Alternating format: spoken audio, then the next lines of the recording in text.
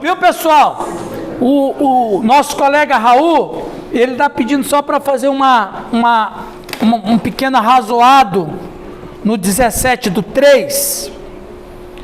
Se alguém destruir o santuário de Deus, Deus o destruirá. Porque o santuário de Deus, que sois vós, é sagrado. Veja, se a gente como pastora, promover no nosso grupo, na igreja, uma mensagem que não coaduna com as escrituras, se a gente promove divisão na igreja, se a gente, como a Leia falou ali para mim agora, né, no intervalo, que se eu prego que o homem é o centro das escrituras, né, Leia? Eu estou destruindo o santuário de Deus. Se eu não apresento o amor como uma dádiva à minha igreja, se o Giovanni não ensinar a igreja dele a amar, ele está destruindo o santuário de Deus. Se a gente não ensinar ao nosso povo a importância de uma vida construída ao pé da cruz, se a gente permitir que o secularismo tome conta do nosso rebanho, a gente está destruindo o povo a gente está destruindo o santuário de Deus. Se a gente meter religião no povo, se a gente usar a religião como proposta de vida cristã, estou destruindo o santuário de Deus. Então, há muitas maneiras de como que alguém destrói o santuário de Deus. Levar as pessoas através de um ensino errado, que é o que a gente vai fazer no capítulo 4 agora, falar sobre isso. Estou destruindo o santuário de Deus, e Deus vai me destruir. É uma palavra dura, mas é a palavra de Deus. Então, Lé, como você me perguntou, tem muitas mensagens por aí que estão destruindo o santuário de Deus. A partir do momento que a gente anuncia um outro Cristo, ou oferece um outro tipo de vida cristã, que não seja a vida cristã que está na Escritura, estou destruindo o santuário de Deus. Ok, Raul? Deus o destruirá. Deus o destruirá. É a mesma palavra que o apóstolo está dizendo de aniquilar. Veja, a partir do momento que Deus se afasta da vida da pessoa, a pessoa está sendo destruída. É que Deus vai bater nele. Não é que Deus vai pulverizar ele, mas a partir do momento que Deus sai da vida da pessoa, e Deus sai. E a salvação? E Deus sai.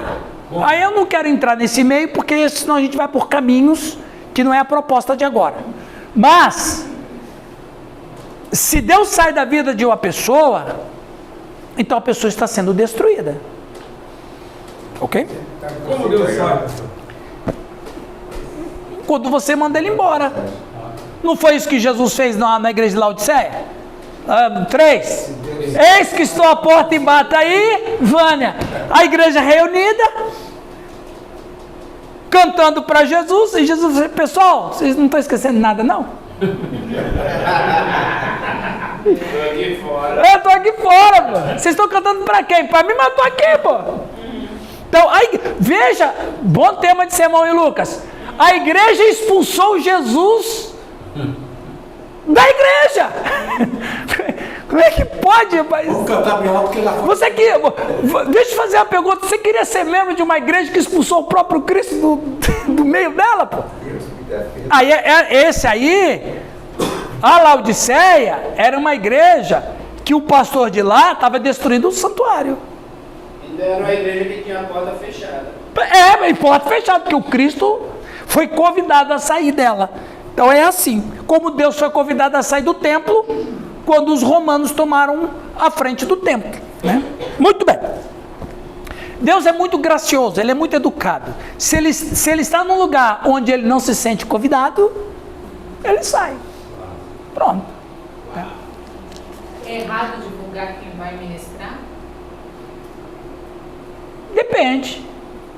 Se, por exemplo, se Se a divulgação é para engrandecer o pregador, está dizendo assim, ó, pastor Osvaldo. Não, eu não. Deixa eu falar um cara que, pô, cara da Assembleia de Deus Vitória.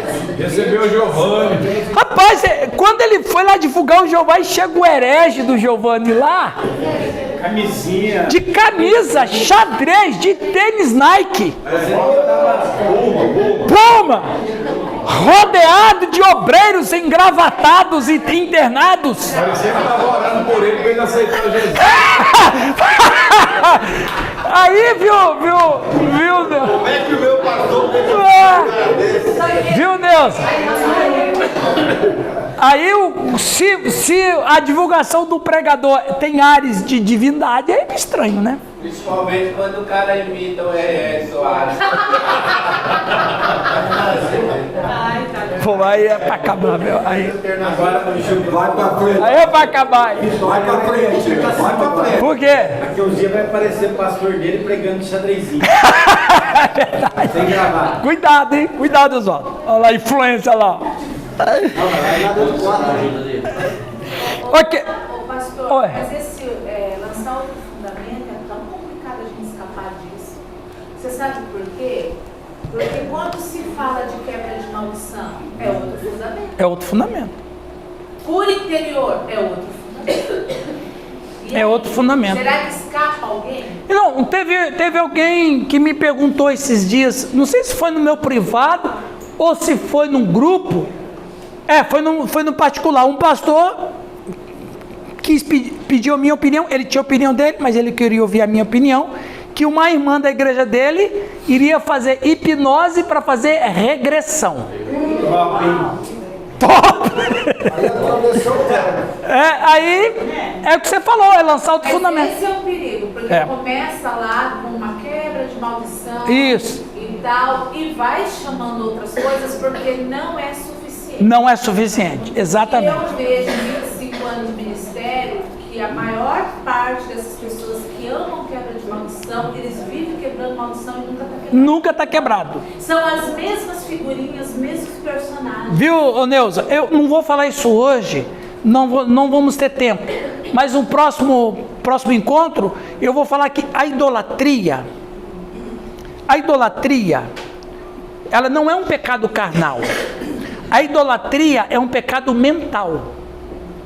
Mais do que espiritual, a idolatria é uma dependência psíquica. Então é mais fácil você tirar a idolatria espiritual da pessoa do que você tirar a dependência psíquica dela no ídolo.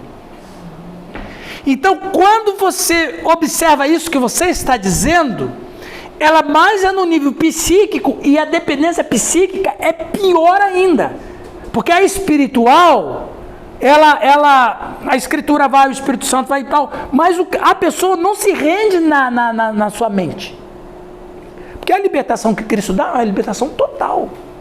Mas há pessoas que ainda são cativas psiquicamente a certos hábitos e não quer abrir mão daquilo. É a pessoa que vive em... Como é que fala que você disse? Quebra de maldição. Ela não se liberta disso. Na verdade, nada. Ela tem uma dependência psíquica, porque na mente dela, ela produziu que o poder de Deus é nisso. Mas não tem nada a ver com isso. É que a mente da gente, rapaz, a mente da gente é um troço doido. É um troço doido. Porque assim, pastor, não que eu sou contra, entendeu? Sei. Eu assim, que uma ministração sobre quebra de maldição, para você que acredita, ajuda o novo convertido a entender o que é pecado. Sim. O que ajuda, Traumas emocionais e tal. Porque tem pessoas que têm que levar para esse lado, para ele entender, para ele parará. Tá, a gente que foi criado e tal, no presbiterianismo, não pensa assim, mas a gente acaba aderindo. Certo. Nós fazemos isso, mas tudo bem.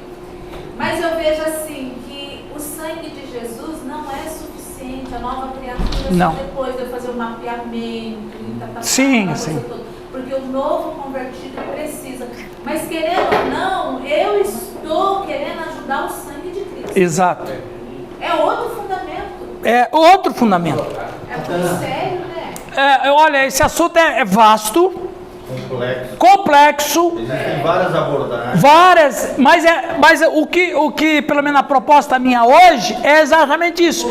É provocar a nossa mente, pessoal, você vai falar. É provocar a nossa mente aos perigos que nós temos e como é muito fácil lançar um outro fundamento, até mesmo porque quando a gente vê muitas coisas acontecendo ao nosso redor, quase que a gente se convence que é isso mesmo. Fala, Oswaldo. Eu penso assim, que a maneira que a gente conduz a igreja é que a gente tem que alimentar ela. Sim. Porque se você conduz ela só com cura, libertação, campanha, o dia que você não fizer mais isso, o povo vai embora. É verdade. Se você alimentar ela só com um pregador de fora, o dia que você não tiver pregador de fora, acabou a igreja. O que você acabou de falar e que ela disse? É uma dependência. A verdade é o altruísmo. Altruísmo. É o modismo. É o modismo. Pastor, no meu caso, a gente trabalha muito essa questão, por exemplo, a gente trabalha com a dependência química, e a dependência química pela Associação Mundial de Saúde, primeiro, é uma doença hereditária, progressiva e incurável. A questão da hereditariedade na visão espiritual, ela pode ser uma maldição. Sim.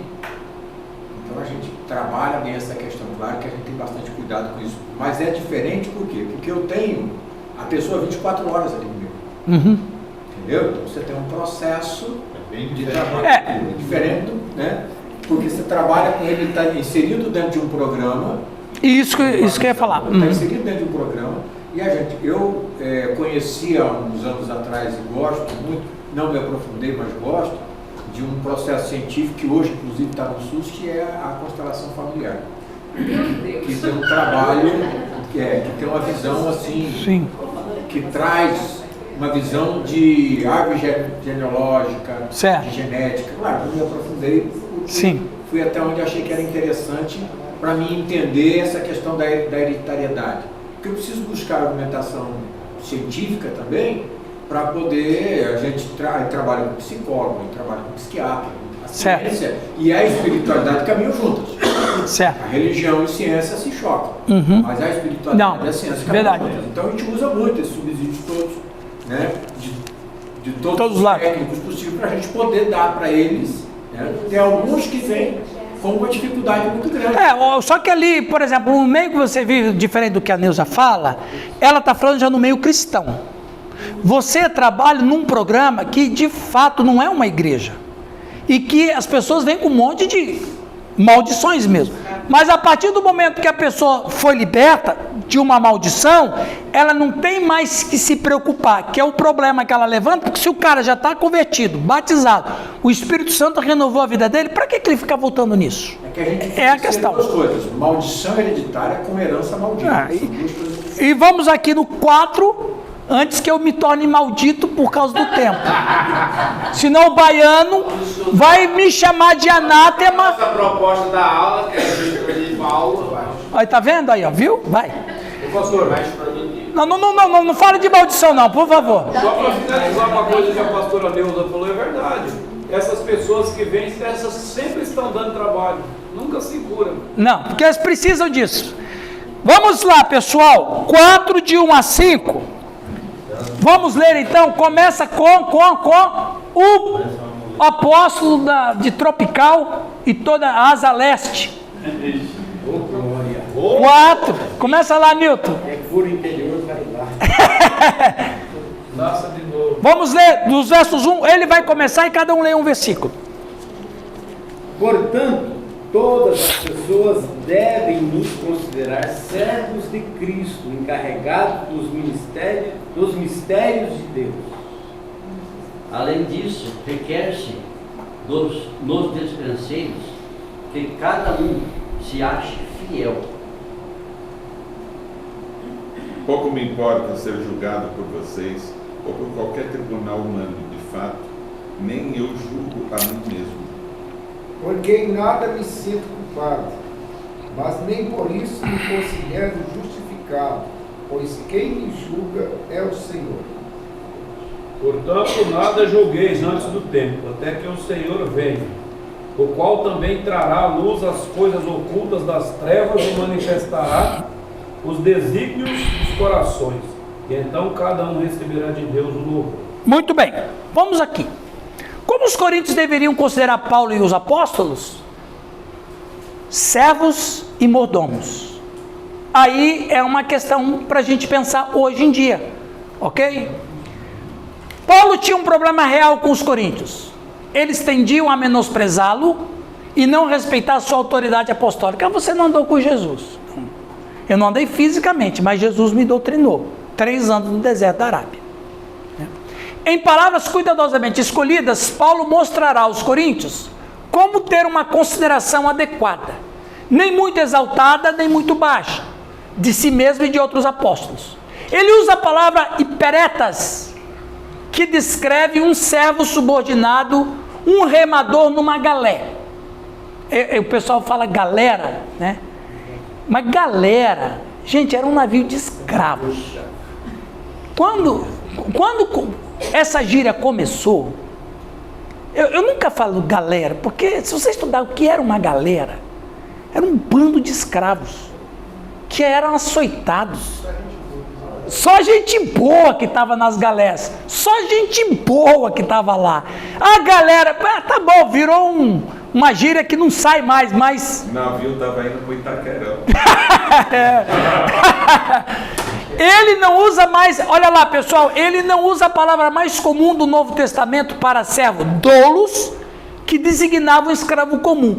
Ou seja, ele não fala que ele e os apóstolos eram doulos, ele usa hiperetas, que é menos que escravo, é um remador numa galé, é um sujeito que não tem a própria vida, né?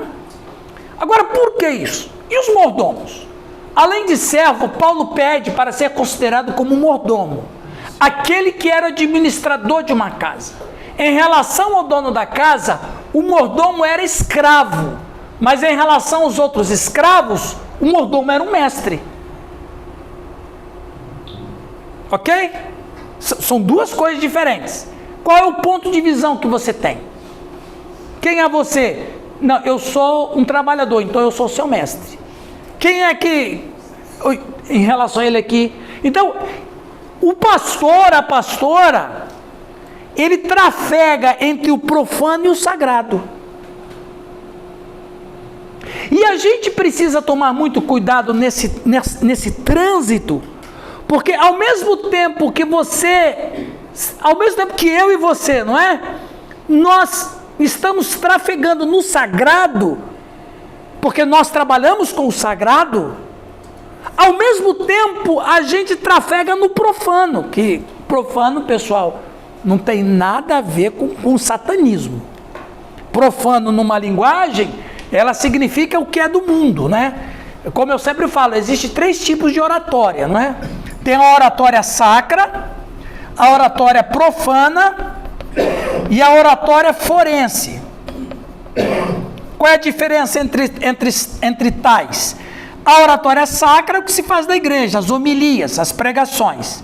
A oratória profana é o que se faz nas tribunas políticas, nas tribunas acadêmicas, numa faculdade, porque profano é que é do mundo, é tudo aquilo que não é sacro. E forense é a oratória que se prega que um advogado de defesa num julgamento, o promotor, etc. Então, nós pastores e pastoras, a gente trafega entre o sacro e o profano. Ao mesmo tempo que eu estou buscando a Deus para meu povo, eu estou com o povo. Como é que eu fico no meio disso? E é isso que o apóstolo Paulo está falando, que nós somos mordomos. Ao mesmo tempo que eu sou servo de Cristo, eu estou aqui para servir vocês, mas eu não estou tão abaixo, eu sou hipéretes do Cristo, e vocês precisam me ouvir. Então, só que nos coríntios não tinha isso. Por quê? Aí vai o que a Neuza disse. Os coríntios gostavam de fama. Eles gostavam de se sobressair. Eles gostavam de status. Então os coríntios Eles não eram um povo carqué. Eles eram a nata. Então, na mente deles, eles não entendiam bem assim, eles não conseguiam, culturalmente falando, discernir o que é uma coisa da outra. Isso no caso de filosofia grega? Filosofia grega. Eles debatiam as coisas. É uma cultura muito interessante. Mas vamos lá. Alguém lê para nós esses slides, por favor? O mordomo era o substituto do mestre em regular os assuntos da família, provendo comida para a família, cuidando para que ela fosse servida em horários e estações apropriados e em quantidades apropriadas. Ele recebia todo o dinheiro, gastava o que era necessário para o sustento da família e mantinha contas exatas, pelas quais era obrigado, em certos momentos, a apresentar ao mestre. Isso aqui é do comentarista Adam Clarke, né? Então, o que fazia o mordomo no século I? Fazia exatamente isso. E ele pegava o dinheiro da família, ele comprava as coisas para a família, ele pagava as contas da família. A família não se preocupava. Por quê? Porque o mordomo vai cuidar de tudo. É essa linguagem que Paulo está usando para os apóstolos e para os pastores. Nós somos mordomos. Eu tenho algo que não me pertence, do qual eu tenho que ter cuidado. Vai lá, meu querido. Amém. Eu tenho que ter cuidado com uma coisa, eu tenho que conservar aquilo, eu tenho que administrar aquilo. Por isso que a gente fala na igreja que a ceia é do Senhor, não é da igreja. Por isso que a gente fala administrar a ceia. Eu só administro. Como a gente também não é dono do batismo. O batismo é do Senhor. Eu só administro o batismo. A quem eu vou administrar? Eu como mordomo, eu vou batizar quem? Quem que eu vou batizar? De acordo com o que a gente viu no fundamento. Quem confessa a confissão de Pedro. Você confessa? Confesso, eu vou te batizar. O batismo não é meu. A ceia não é minha. Então nós somos mordomos, mas aí é o problema. Muitos de nós não se acham mordomos. Gente, nós precisamos tomar cuidado com uma palavra, viu? Muito comum no mundo, no profanismo: vaidade. Olha, vaidade é um problema sério para a gente. Porque quem aqui não gosta de receber um louvor? Todo mundo gosta. Hã? Um afago. Falar, nossa, você é maravilhoso. Nossa vida, isso faz bem. Até mesmo por uma questão de autoafirmação, que o ser humano precisa de ouvir uma coisa positiva. Mas o problema é a gente não conseguir administrar isso. Por exemplo, Deus fala bem assim com a Julie. Julie, fala para o meu servo Giovanni que ele fez uma mensagem muito boa, que abençoou a sua vida. Aí você vai lá e fala: pastor, olha, você me abençoou com a sua mensagem hoje. Aí, como é que ele vai administrar isso? Aí a questão é dele. E você vai administrar e falar assim: glória a Deus. Ou você vai dizer assim: sou bom mesmo. Foi só o começo. Esse é só o começo. É só o começo. Aí a Teresa, que tem dons do Espírito Santo, vai chegar para uma pessoa, vai falar para ela o que Deus mandou dizer, acontece, aí a pessoa fala assim: pastora, você é mulher de Deus. Aí o que eles vão fazer? Eu sou mesmo, hein? Glória a Deus. Nem entreguei tudo. Nem entreguei. Aí eu ouvi dizer, e também os meus olhos viram, e os meus ouvidos ouviram, que um certo batista baiano, não vou dizer o nome porque eu não posso dizer, que estava falando em línguas num púlpito. Quando eu vi um baiano batista falando em língua no púlpito, eu não tive mais dúvida que Deus existe. Eu falei: Deus existe mesmo. Estão me enganando. Quem mandou eu comer? Viu? O luterano pregando a renovada. Esse é o fogo. Chega lá na casa na rocha, ele adora, fala em língua. Aí o sujeito vai falar assim, pastor Rildo, o Sérgio que é da célula dele, o Sérgio, chega, pastor Rildo, que coisa linda você falando em língua. Aí ele vai falar assim, é só o começo, rapaz. Então... É o pedalzinho de fogo. É pedal de fogo, gostei dessa. Pedal de fogo. Aí você fala, por exemplo, uma pessoa que não conseguiu administrar as bênçãos de Deus. Sabe quem foi? Atenção, pastores aqui abençoados, todos são. Saul. Deus dava vitórias para ele para todo lado. Ele não conseguiu administrar isso. Meteu o pé na jaca. Eu disse, eu posso tudo. E ultrapassou a competência, ele não tinha nada que sacrificar. Mas como Deus abençoava ele de todo lado, ele pode fazer qualquer coisa que Deus não vai achar ruim. E tem tanta gente que não conseguiu administrar. Por que Davi foi o homem segundo o coração de Deus? Porque todas as vitórias que Davi ganhava, todas as vitórias que Davi obtinha, ele jogava para Deus. Ele escrevia um salmo, compunha um salmo. Deus dava vitória para ele pegava e... Quem é o Senhor da glória? Deus dava vitória para ele e ele dizia, o Senhor é meu pastor. Continua que Deus está te usando. Amém, amém. Deus dava vitória para Davi e ele já escrevia um salmo. Então, como é que a gente administra isso? Como que era em Corinto administrar isso? Era difícil. E Paulo disse, gente, nós somos mordomos. Nós somos remadores das galés. Os caras entenderam. Porque numa cultura de vaidade, é duro você entrar com humildade. E o princípio da vida cristã qual é? Humildade. Tudo que eu sei, tudo que eu tenho, tudo que sou, o sou pela graça de Deus. Não por, né? É Deus que me dá. Ainda mais nós que somos pastores, nós é que realmente temos tudo de Deus mesmo. A igreja é dele e ele dá para mim pastorear. Os sacramentos é dele e ele dá para mim administrar. A palavra é dele e ele dá para mim administrar. Como é que eu faço? Percebe? Então as pessoas vêm e falam assim, pá, o Raulzão! Maravilha, Raulzão! Aí o Raulzão fala, eu sou o bicho, eu sou de São Paulo, meu! Eu sou de São Paulo, eu tenho experiência. Sou corintiano, eu sou do Itaquerão. Pessoal, né, quando você vê a sua igreja, lá que você está pastoreando, Lucas, você fala assim, Deus, essa igreja é tua, não é minha. Me dá graça para me levar esse povo, como Salomão fez.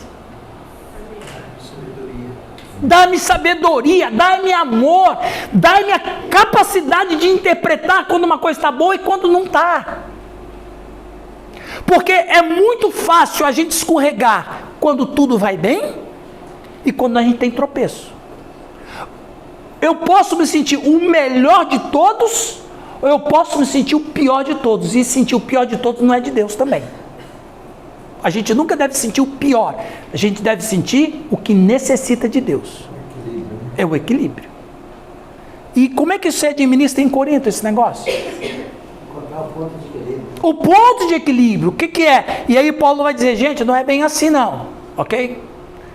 Continuando. Alguém lê, por favor? Os mordomos não têm rédea solta sobre a autoridade dos mestres. Só lhes é permitido administrar e dispensar as provisões do mestre, que é a palavra de Deus e nada mais. É isso que a gente administra. Ah, pai, eu não gostei do que você falou. Então tá bom, eu falei, é a Bíblia, o que eu vou fazer? Eu vou pedir perdão para você? Não posso. Não posso pedir perdão se você não gostou do que eu falei. Não posso pedir perdão se você não gostou do aconselhamento que eu te dei. É isso que a Bíblia fala. Né? O que a Bíblia fala é isso aí. Né? Então, porque a gente só administra. Aí é o que você falou. Como é fácil você ir para um. Como é que é? Outro fundamento, né? É um outro fundamento. A gente ir para um outro fundamento gera um monte de situações. Ok? Nesse caso, quem está trazendo outros fundamentos ou quem não faz única e exclusivamente a palavra de Deus, traz para si jugo. Sim! E aí a gente não consegue suportar. Porque daí não se torna leve. Porque quem tem que carregar o jugo do que a própria palavra é Deus. É. E a gente só anuncia. E mais, e por isso que muitas vezes nós, pastores e pastoras, somos mal interpretados pelas pessoas da igreja. Mas muitas pessoas podem estar lançando outro fundamento na simplicidade. Sim, A sim. Bíblia diz que nós seremos julgados pela nossa própria consciência. Sim, sim. Às vezes a consciência da pessoa, ela não alcança. Não. Para ela aquilo ali. É aquilo ali. Ela não tem, igual nós aqui, ninguém mais é inocente. Então, mas aí o que ele viu? O que ele precisa fazer? Ou ela? Ler livros bons. Não é nem a Bíblia. Pô, você acaba com meus argumentos também, pô? Você detona comigo? Leia livros bons. Procure estudar, fazer um curso. Como aqui? Isso aqui não é gostoso? Eu sei que eu não estou ensinando nada novo para vocês, mas é gostoso esse clima aqui. A gente quer lembrar. Então, é bom isso aqui. Isso aqui areja a mente. Isso aqui faz a gente escutar uns testemunhos do Rio, né? Os testemunhos do Caio, do Calixto, que foi batizar, quase morreu afogado. Então, a gente vai ouvindo tudo. Isso aqui ajuda a gente. Viu, pessoal? Quantos pastores estão ilhados aqui em Campo Mourão? Quantos nesse exato momento estão vivendo alguma frustração, estão se sentindo solitários, sozinhos, não sabem o que vão fazer com as suas igrejas? Nesse exato momento que a gente está aqui, poderia estar aqui com a gente. É porque quer, né?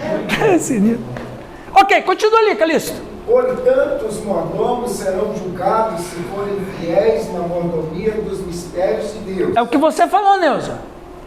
No último dia, o mordomo será julgado pela forma como foi fiel aos mistérios de Deus. Eu gosto sempre de usar a ilustração de Jesus Cristo. Veja bem, tem um ditado popular que está errado. E eu já vi cristãos falarem, pastores falarem, não falem mais isso, porque não está certo. Nem Jesus agradou a todos. Esse é um ditado errado, porque Jesus não veio agradar a todos, ele veio agradar o Pai. Ele desagradou os fariseus, que queriam usar a sua popularidade, né, nas questões espirituais. Ele desagradou os saduceus, que queriam usar a sua inteligência para debater com os fariseus do Sinédrio. Ele desagradou essa turma. Jesus desagradou os herodianos, que queriam usar a sua figura popular e pública para agradar Herodes. Jesus desagradou os essênios, que queriam usar o seu poder na construção de uma religião moralista em Israel. Jesus desagradou todo mundo, mas ele agradou a quem de direito, porque no dia lá do batismo, a voz disse: esse é meu filho amado, em quem de fato me agrada. Quem que o Raul tem que agradar? Essa é a questão. Quem que o Paulo tem que agradar? Quem que a Paulo tem que agradar? Necessariamente, você fique sabendo que se você agradar a Deus, você vai desagradar alguém. Um presbítero, uma ovelha. Por quê? Porque nosso povo está contaminado com outros fundamentos. Ah, pastor, eu escutei o pastor fulano pregar no YouTube. Né? Antes era da rádio, né? Antes era da televisão. Antes era da fita cassete. Agora é no YouTube, é no celular. Não, pastor Romano, não é bem assim, porque olha, veja, olha, eu estou fazendo meu trabalho aqui, não posso abrir mão disso aqui. O mordomo é isso aí, ok? O doido que assiste umas porcarias e vem tirar dúvida com a gente. É verdade. Rapaz, tem um sujeito a Campo Mourão, tem um amigo meu aí. Pode falar que sou eu, pode falar. Não, ele não é pastor, não. Tem um amigo, ele é meu amigo mesmo.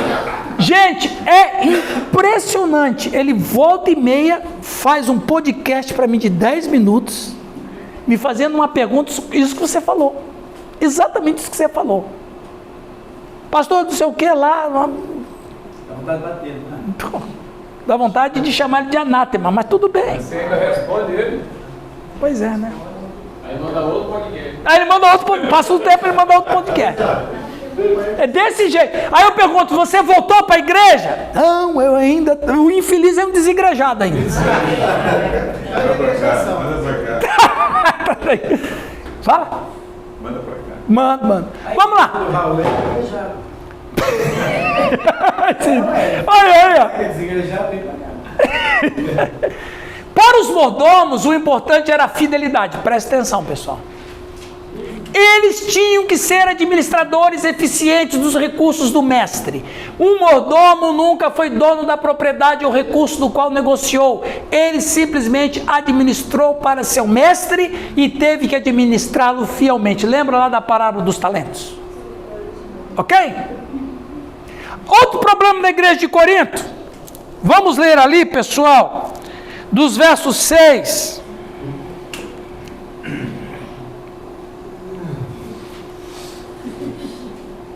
Ok?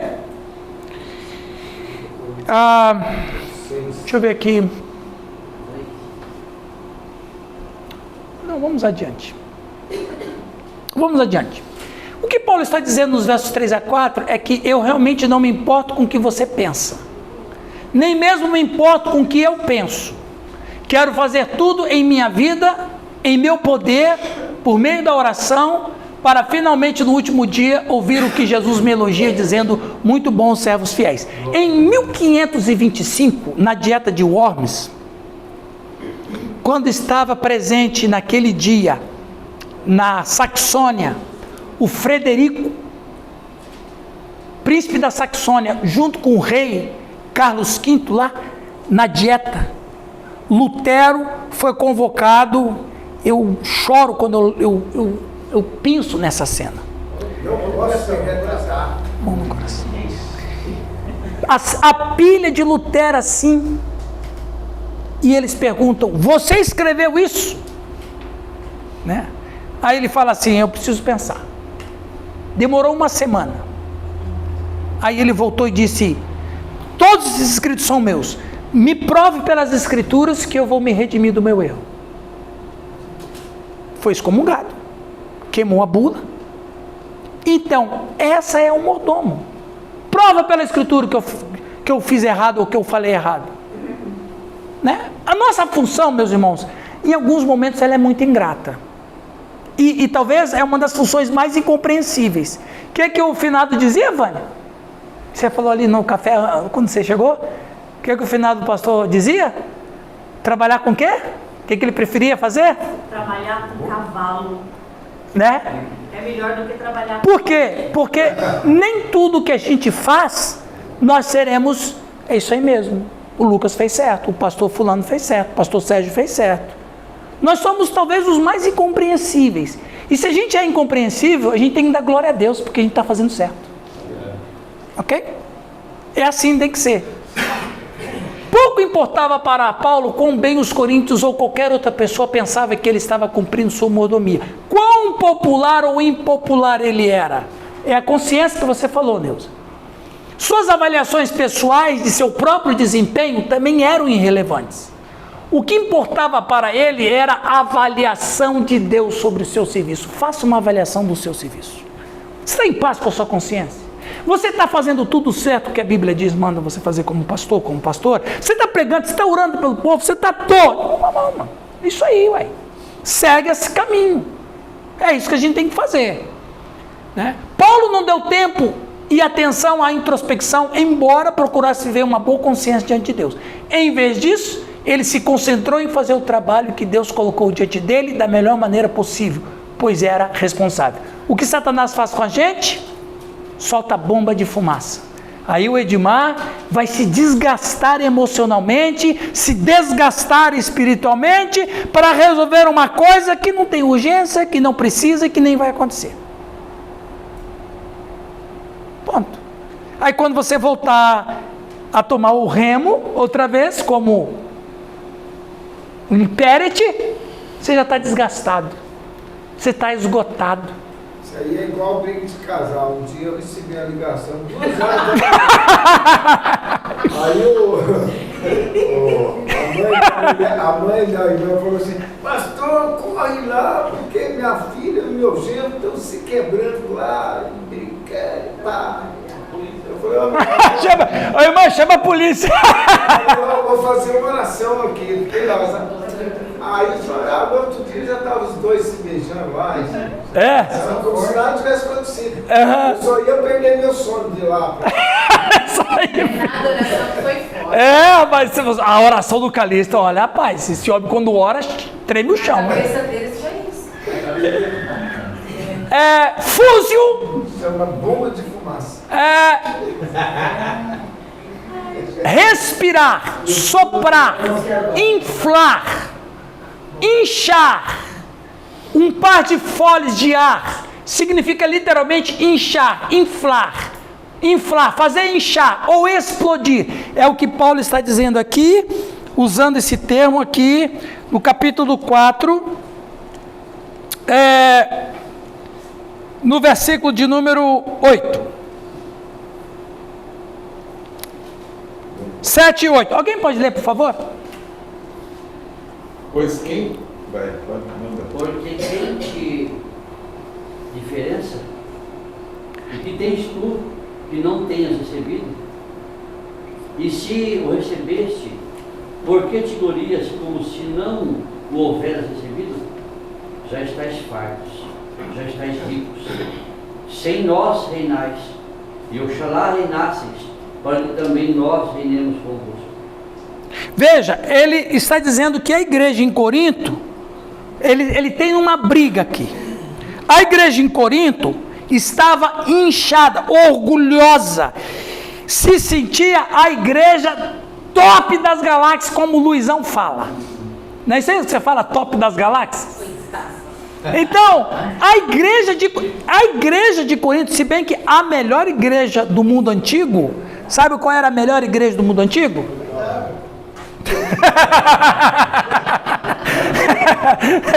É a oitava.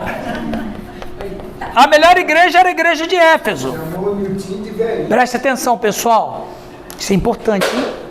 Ó, Deus está falando, hein? Ó, preste atenção. Lá em Apocalipse, Jesus elogia a igreja de Éfeso. Não elogia? Sim ou não? Sim. A igreja de Éfeso era a igreja mais importante do mundo antigo. Todas as outras igrejas imitavam a igreja de Éfeso. E era a segunda cidade do Império Romano. Éfeso brigava com Corinto. Olha aí a vaidade. Éfeso brigava com Corinto para ver qual era a melhor cidade depois de Roma. Olha o naipe. E o que acontecia com as igrejas? Acompanhava a rivalidade política. Porque a igreja é cultura. Jesus elogia a igreja de Éfeso. A igreja de Éfeso era um colosso de igreja. Eles tinham um centro de evangelismo. Eles tinham, de acordo com o Apocalipse, eles tinham um centro de teologia, porque o sujeito que dizia que era apóstolo fazia um teste para ver se era apóstolo mesmo. Eles mantinham missionários em vários lugares da Ásia Menor. Era uma igreja que trabalhava, e Jesus elogia a igreja porque eles trabalhavam muito. Mas qual foi o pecado da igreja? Abandonaram. Quem era o primeiro amor? Cristo. Quem estava sendo o primeiro amor? A igreja. Então veja, eles deixaram de amar a Cristo para amar a eles mesmos. E eles passaram a ter vaidade com eles mesmos. Ou seja, todas as obras que eles faziam para Deus, faziam para manter a fama. Nós não podemos vacilar, pai. Nós somos a igreja de Éfeso. Nós não podemos pisar na bola. Nós somos a igreja de Éfeso. Ninguém estava preocupado em agradar a Jesus. Estavam preocupados em manter o nível, o status. Aí Jesus falou o que para eles? Vocês são maravilhosos, mas vocês abandonaram a mim. Vocês não estão fazendo mais para mim, vocês estão fazendo para vocês. Corinto, que tinha inveja da igreja de Éfeso, tinha o mesmo problema. Eles estavam querendo ser melhores do que Éfeso. Aí Paulo disse o quê? Vocês estão inflados. É fácil, como é fácil lançar um outro fundamento, é fácil inflar a nossa igreja. Muito fácil inchar a nossa igreja de orgulho, de vaidade. Entende? Então veja, como que a gente, como pastores, vai levar as nossas comunidades aos pés de Cristo? Se a igreja vai fazer algo, faz para Cristo. Se a igreja vai promover um jantar, faça para Cristo. Se a igreja vai fazer uma programação especial, faça para que Cristo seja glorificado. E não para que a igreja possa receber aplausos. Pai, oitavo, hein? Vocês são bons mesmo, hein? Vocês são fera, hein? Verdade. Né? Rapaz, vocês são fera, hein? Aí o pastor... Ainda no que a pastora... Ô, irmão, você está ouvindo? É pecado... Não é isso, falou?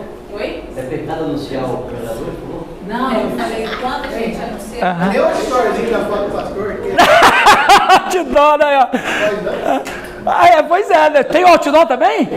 Rapaz. É o quê? Da foto do pastor. Tem, olha. Veja, o que a Bíblia diz pra gente? A sua igreja deve ser a igreja colossal, mas para Cristo. E deve ser a igreja maravilhosa para Cristo. E o problema de Corinto, vamos voltar aqui o exemplo, vamos voltar aqui o exemplo prático aqui. Eu sei que entre todos nós aqui há amizade, ok? Mas vamos dizer que existisse rivalidade entre nós. Vamos dizer, ninguém fala isso, mas dentro da gente tem rivalidade. A oitava quer ser melhor que a sexta, que quer ser melhor que Piabiru. Vamos pensar nisso. Bom, se Piabiru fez, nós não podemos ficar para trás. Vamos fazer melhor. Aí, ó. O Luizão fica doido. Nova Paulista, nós vamos fazer um negócio melhor ainda. Lá tem 250 membros. Quem quer falar aqui? O Rio, fala aí, irmão. A gente pode. Eu tenho 26 anos no Ministério Pastoral. E a gente faz todo orgulho.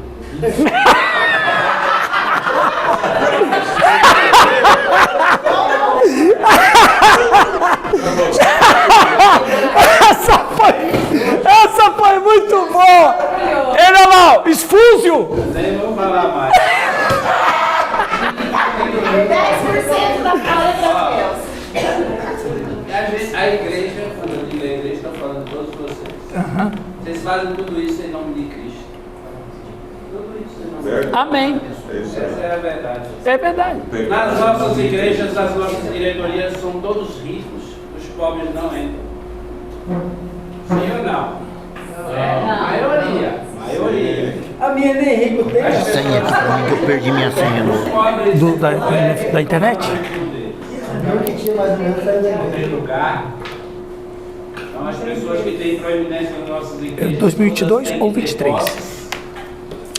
A gente não dá valor às pessoas pelo que elas são, mas pelo que elas têm. Possui. Essa é a grande verdade. Então, assim, a gente. É importante. Claro. Eu estou entendendo isso aí. Não é. Mas, assim, se isso não partir da gente, né, essa humildade. Olha, pessoal, essa questão ela é importante. Uma coisa que a gente muda da noite pro dia. Tá? Esse é verdade. Veja bem, pessoal, qual é a importância dos ricos na história humana? Ajudar a construir o tempo. Progresso e história. Como que a gente pode saber o que aconteceu 2000 anos atrás? Porque os ricos deixaram alguma coisa. O escravo vai deixar o quê? Nada. Quando a gente encontra na arqueologia, quando a gente encontra vasos, mosaicos, papiros, quem foi que deixou isso? Foi o pobre, o escravo ou foi o rico? O rico. Então, o rico, ele tem a sua importância na história, porque ele deixa a história. O rico na igreja, ele é importante na igreja? Claro que é. Por quê? Porque é pelo rico também que o evangelho é pregado. Se uma igreja só de escravos não vai para frente. Eu estou dizendo do século I. Agora também, né? Então, agora você falou bem, Rido. A gente tem que saber administrar que dentro da igreja, no mundo cristão, todos somos um em Cristo Jesus. Fala. Não, eu estava pensando que tem uma tese qual o papel da maçonaria na evangelização brasileira. Ok. Todo o progresso que teve investimentos. Então, se você pegar a história, o fundo de comércio político, é isso de evangelização. Não vamos criar aquela ideia assim, a pessoa foi por amor a Cristo, não. Foram tudo bancado por maçom. Por isso Você que eu conhece a conheci a evangelização brasileira, Sim. europeia, africana, todos os países foram colonizados. Então tem um cunho da maçonaria por trás aí. Sim. E veja, inclusive aqui no Brasil, o que uniu a maçonaria e o protestante foi um inimigo em comum. Quem foi o inimigo em comum? O catolicismo. O catolicismo perseguiu um outro e o maçom chegou para o protestante e falou assim: numa dessas nós somos irmãos, né? Nós somos parceiros de perseguição, vamos se unir para a gente não ser destruído? Foi isso que aconteceu. Exato. Mas vamos adiante aqui. Ok, pessoal? Então, o rico e o pobre é importante. Porque o rico tem a sua função dentro do reino de Deus, o pobre também tem a sua função dentro do reino de Deus, e ambos vão ao progresso. O rico alcança rico. Dificilmente um pobre ganhar um rico para Jesus, mas um rico consegue levar outro rico para a igreja. Também tem isso. Um caminhoneiro levou, na minha igreja está assim, Ó, pessoal, testemunho. Porque nós caminhoneiros, tem muita amiga, eles vão levando os caminhoneiros para a igreja, tá entendendo? Ó, por exemplo, a Donep é uma bênção. Junto com a Donep, nós temos os Gideões. Os Gideões é feito por que pessoas? Profissionais liberais. As pessoas que têm dinheiro. Então, a Donep e os Gideões são dois ministérios que é basicamente por pessoas que têm dinheiro e precisamos deles. Aí os caminhoneiros, eles me dão frequência na igreja, eles só vêm viajando, mas eles estão mandando disso. Amém. Vamos adiante, pessoal. Estamos terminando. Ixi, 15 para meio-dia, olha. Vamos adiante. Sentindo o cheiro do almoço. Ó, ouvi dizer que vai ter um pernil assado aí, viu? Paulo usa essa palavra figuradamente para retratar uma pessoa egoísta. Inclusive está parecendo até com o Newton esse cara aqui, né? O Newton uns 20 anos atrás, esse aqui. Com uma visão inflada de si mesmo, vomitando seus pensamentos arrogantes, inchados. Aqueles entre os cristãos coríntios que amavam palavras altissonantes e sua imagem de sucesso tinham sua própria palavra, mas Paulo tinha o verdadeiro poder do evangelho. Ok? Então isso é importante, né? Eles pensavam que Paulo nunca viria e eles poderiam continuar fazendo o que quisessem e pecando sem controle. Paulo diz: de jeito nenhum. Eles falaram demais, mas sabiam que estavam errados e culpados, e não seriam capazes de enfrentar Paulo pessoalmente e se defender. Às vezes, os culpados falam muito para se defender, mas quando eles realmente encaram as Escrituras, eles não são capazes de se levantar. Eu quero terminar isso aqui falando disso aqui. Ok? A figura do pastor, 1 Coríntios capítulo 4. Coach, profissional da fé, funcionário da igreja. O coach, eleição, É por isso que eu quis que ele viesse hoje. O coach ali, ó. Olha o tênis dele. Tênis, olha o tênis dele. É do coach, pai. Servo de Deus, vocacionado, pastor de ovelhas. É isso que eu vejo em 1 Coríntios, né? Quando o apóstolo Paulo vai apresentar isso aqui. Vamos ler ali, pessoal. Verso 9, 10, 11, 12. Por favor, por causa do nosso tempo, eu vou pedir que uma pessoa lê para nós esses 4 versículos. Seu nome é? Esqueci, me deu um branco. Ali. Por favor, lê para nós. Dos versos 9 a 12. Porque me parece que Deus pôs a nós, os apóstolos, no último lugar. Somos como as pessoas condenadas a morrer em público, como espetáculo para o mundo inteiro, tanto para os anjos como para os seres humanos. Por causa de Cristo, nós somos loucos, mas vocês são sábios por estarem unidos com Ele. Nós somos fracos e vocês são fortes. Vocês são respeitados e nós somos desprezados. Até agora temos passado fome e sede. Temos nos vestido com trapos, temos recebido bofetadas e não temos lugar certo para morar. Temos nos cansado de trabalhar para nos sustentar. Quando somos amaldiçoados, nós abençoamos. Quando somos perseguidos, aguentamos com paciência. 13 também, Helene. Quando somos insultados, respondemos com palavras delicadas. Somos considerados como lixo e até agora somos tratados como a imundície deste mundo. A cloaca do mundo. Não vou dizer o que é cloaca. Vocês procurem no Google, vocês vão saber.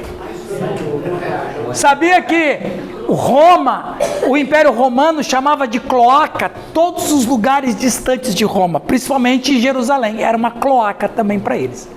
Muito bem. Veja bem. Olha só. Onde você mostrou para ela? Você mostrou. Mas eu falei uma palavra bonita e histórica, né, doutora Léa? Veja bem. Aí o Edmar falou popular para ela. Vamos aqui. Muitas pessoas, o texto que ela leu é de arrepiar, não é? E é assim até hoje. Se você não quer passar por isso, não seja pastor. Não seja. Se você não quer ter contradição, não seja pastor. Se você não quiser passar humilhação, não seja pastor, porque a gente vai sofrer isso aí. Se Paulo não sofreu, eu tenho alegria de sofrer humilhação, porque eu estou igual a ele, né? Então lá, muitas pessoas hoje avaliam o pastor ou ministro em padrões antibíblicos. Eles o julgam por seu humor, seu valor de entretenimento, sua aparência, habilidade em marketing e vendas. Mas isso é pensar além do que está escrito, no sentido que Paulo quer dizer aqui, né? Todos os pastores... Perdão, apertei errado. Preste atenção, queridos, isso aqui eu escrevi com minha alma para vocês. Todos os pastores que querem servir a Deus mesmo, traz as marcas de Cristo. Se não estão no corpo, estão na nossa alma. Não há um pastor que não gema, que não clame de joelhos piedade a Deus. Não há nenhum pastor sério que não sinta o peso de Deus nas suas costas, as marcas do Cristo, a certeza de que tem que falar a palavra de Deus. Por causa de pastores sérios, crianças serão salvas, mulheres não serão mais escravas, os homens sairão do martírio, porque pastores vão levar a luz de Jesus Cristo e vai tirar o inferno deles e eles do inferno. O pastor que não ama as ovelhas, a palavra de Deus, que não luta de maneira certa, que não busca glorificar a Deus pela sua vida e ministério, não merece pronunciar o nome de Jesus. Essa é forte. Os pentecostais não deram glória a Deus. Deu pra dentro. Percebe? Essa é a nossa função e a gente tem que glorificar a Deus. E vocês que estão aqui não são pastores, são ovelhas dos seus pastores, vejam como que nós somos. E nós somos. E estamos aqui para isso. Então é a nossa função. A gente tem que fazer isso. Já versículo 13 foi aqui. Pode ler. Quando somos insultados, respondemos com palavras delicadas. Somos considerados como lixo e até agora somos tratados como imundícies. Exato. Como o pastor falou. Exato. Escória. Fomos feitos como a imundície do mundo. A escória de todas as coisas até agora. É um pouco embaraçoso ler a descrição de Paulo sobre o seu ministério enquanto trabalhava em um bom computador e cercado por várias centenas de livros, né? Aí hoje é fácil, né? Computador, tal, salinha boa, nada contra. Mas às vezes as facilidades da gente, né, faz com que a gente esqueça. A gente vive num mundo moderno, pós-moderno, que trabalha muito a imagem pessoal. Entendeu? É o marketing. Não é, Lucas? Você trabalha com marketing também, né? Nada contra o marketing, viu? O marketing tem o seu valor. Mas nós pastores, se a gente quiser trabalhar com marketing, vai ficar muito complicado. Porque, na verdade, nem sempre o que a gente faz, o que a gente fala, vai levar a alguma coisa que agrade as pessoas. Não é verdade? A questão que o Calixto falou lá da esposa. Um dia, é porque eu também já fui pastor de igreja também, viu, pessoal? Eu já fui pastor. Hoje é feliz. Eu vou falar igual o Rido. Eu tenho 32 anos de ministério. Não andei demais. Um dia, uma sogra vivia falando mal da nora comigo. É porque o meu filho sofre, porque o meu filho é isso, porque o meu filho, isso lá no sul. Meu filho é assim, meu filho sofre, coitado do meu filho. Direto, toda semana, ela vinha falar comigo, pastor, vai visitar o meu filho, tadinho. Um homem de 45 anos. Tadinho do meu filho, porque a fulana lá, ela maltrata ele, não faz a comida direito, não lava a roupa, não passa. Meu filho sofre. Aí um dia, ela ligou para mim, pastor, vem aqui em casa, pelo amor de Deus. Aí eu morava perto, eu fui lá. Cheguei lá, falei assim, vem aqui, uma senhorinha já, né? E ela foi me levando para os recônditos mais íntimos da casa dela. Cheguei num quarto, tinha 2 bolsas em cima da cama. Eu falei, o que é isso aí, irmã? As malas do meu filho. Ah, é? Ele se libertou? Pastor, você tem que ir lá visitar os 2. Eu falei, não vou não. Você não orava para que o seu filho tinha que se libertar? Aqui, ó. Isso que é a verdadeira libertação. Vamos agradecer a Deus. Não, pastor, você não pode fazer isso. Claro que eu posso. A senhora não fica falando mal da sua nora, que seu filho sofre, que seu filho tem que se libertar. Aqui as malas do o filho. Hã? Eu falei, aqui as malas do seu filho estão aqui, olha. Que benção, minha irmã. Oh, vamos oferecer a Deus, eu com ironia, claro, né? Vamos oferecer a Deus uma oração de louvor. Não, pastor, você não pode falar uma coisa dessa. Você é um pastor. Eu sei, mas olha que você não falava que seu filho sofria. Está liberto agora. Peça. Pastor herege. É, exatamente. De repente, a gente vai falar coisas que as pessoas não gostam, mas ela tinha que ouvir isso. É sábado, viu? 16 horas eu passo lá na tua casa. Eu e o Calixto vamos passar lá e na rua São Paulo também. Não vamos fazer ali perto, ali mesmo, né? E você orou ou não orou? Hã? Você orou ou não? Não orei não, porque ela... ela estava desesperada. Pessoal, amém? Vamos terminar. 5 para meio-dia. Vamos acabar aqui. Pessoal, eu vou colocar no grupo os slides